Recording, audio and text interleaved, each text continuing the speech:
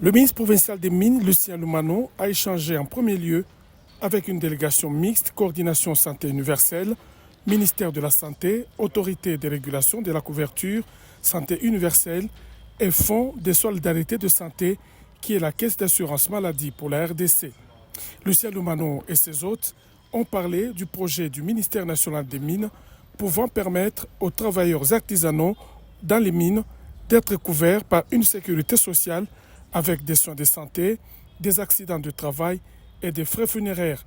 Cette équipe d'experts doit formuler des propositions après des études de faisabilité. Pour le directeur général du Fonds de solidarité de santé, Anatole Mangala, ça sera un pas en avant dans ce secteur. La mission qui fait que nous soyons là est que le ministère des Mines a demandé à travers le ministère au niveau central qu'on essaie de proposer quelque chose pour permettre à ce que les travailleurs artisanaux dans les mines soient couverts pour leur sécurité sociale.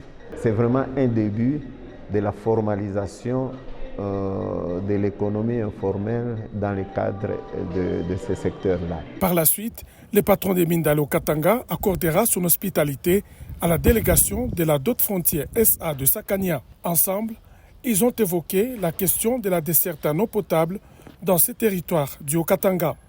Une question qui préoccupe au plus haut point le gouverneur Jacques Ablakatoué qui en a parlé lors de sa dernière visite à Sakania, selon le président de la Dot, Eric Kitambala Mabel. Il y avait un problème au niveau de la communauté qui se pose depuis longtemps, c'est le problème de l'eau.